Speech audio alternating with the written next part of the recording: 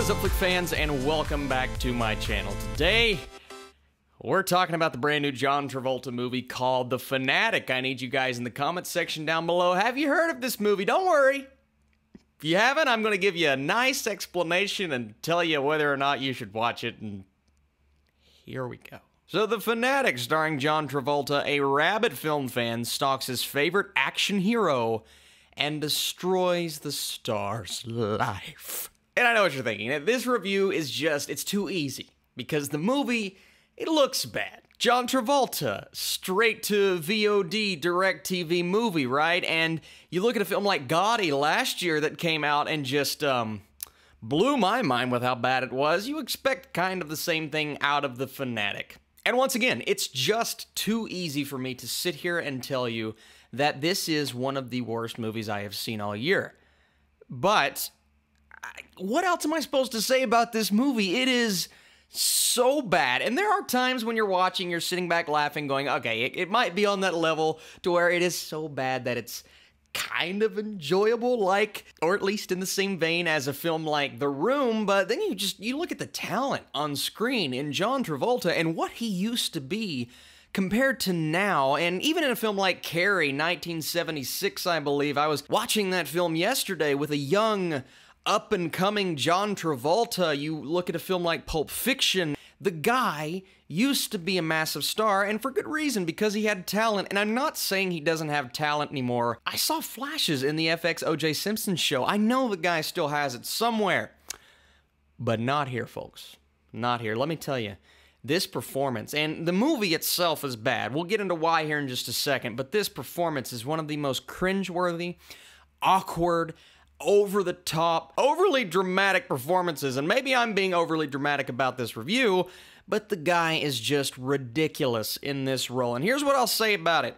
He's giving it his all. Whether his all is working or not, that is all up to, you. I mean, I do think this film is going to find an audience, whether it's that, so bad that it's kind of entertaining audience, or those that defend the performance for being, I think, exactly what the script called for. And hey, I'll give Travolta that, right? He was doing exactly what he thought he should have been doing, but just the nature of what his character was and the writing that goes into it. So John Travolta plays this obsessive guy who can't get enough of getting autographs from celebrities. Then finally he gets the shot, he gets the chance to seek out and at last obtain that ever so coveted signature from his favorite actor, Hunter Dunbar. Now, Hunter Dunbar, he's not the nicest guy in the world. Granted, our character of Moose is extremely intrusive. I mean, the guy will do whatever it takes to get this autograph, and that is showcased very clearly in this film.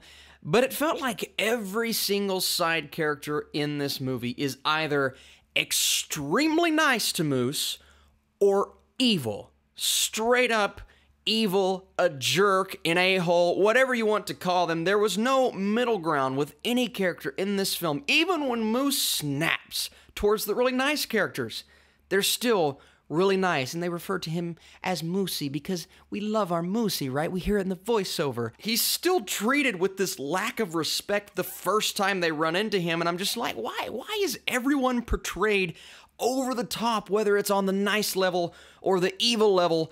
And then we come to our main character of Moose, who is just, everything about this is wrong. He's obsessive, he's compulsive, he has these tics.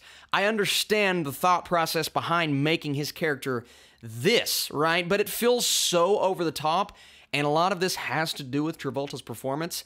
It just feels satirical. It feels like a spoof of a movie that could have been good if everything would have been different. And there's no reason to care about him as a character. I found barely any redeeming qualities other than the fact that you kind of start to feel bad for him because of the way all of the side characters are written.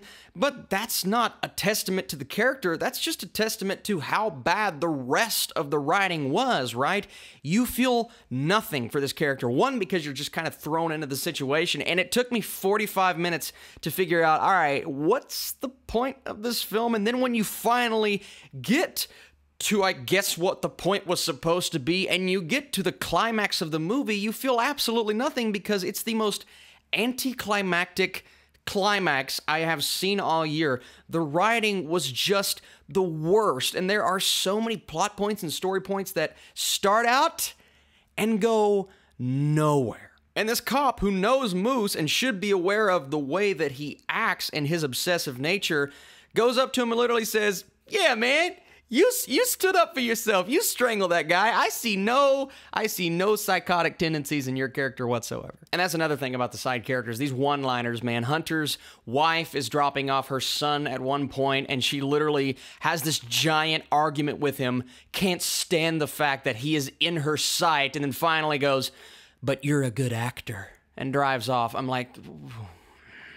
And just the way that Moose acts in the film, you don't know whether to laugh or feel bad for laughing because of what he's trying to portray, but the fact that it's John Travolta botching this character, you can't really help yourself from his tics to just when the guy's brushing his teeth and he's this weird, obsessive and compulsive guy, and they portray that, I guess, very well in the movie, but there's no buildup and there's no reason to gravitate towards him, and you don't know at the end when he's in this situation whether to like him for standing up for himself finally or dislike him. And the best/worst, but in a weird way, the best part of this movie is the voiceover from our mainish, leadish girl who consistently gives Moose information that she should not be giving out because she knows his stalkerish tendencies, right? But she literally gives him an app that allows him to see the location of where these celebrities live. And I'm just like, that's probably one context clues of who this guy is. Probably not the best idea. And her voiceovers all throughout the movie. My favorite line, absolute favorite line, was Moose didn't cross the line. He effing nuked it. And it's all throughout the movie. You get lines of dialogue like that. I'm just like, who wrote this? And they keep telling us Hunter's an actor. We know he's an actor. They say it multiple times, and then what's the line of dialogue at the end? And Hunter?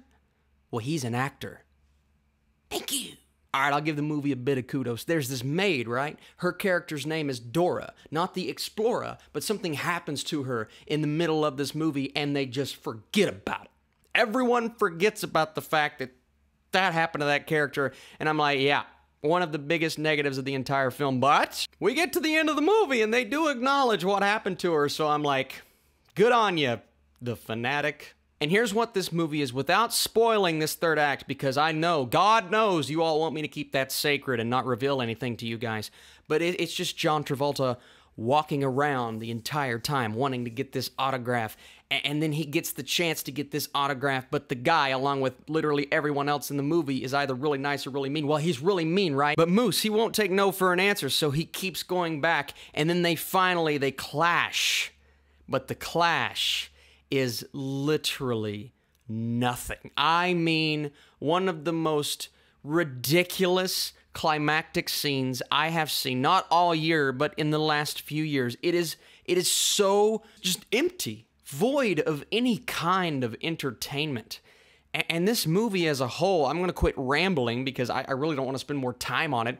It's an empty, it wasn't even so bad that it was funny in my opinion. Elements were funny, but after you spend only an hour and 30 minutes, but after you spend an hour and 30 minutes watching this, you feel like it's a waste of your time. I did. Once again, you guys check it out for yourselves, make up your own opinion. If you want to see a crazy performance by John Travolta, do it.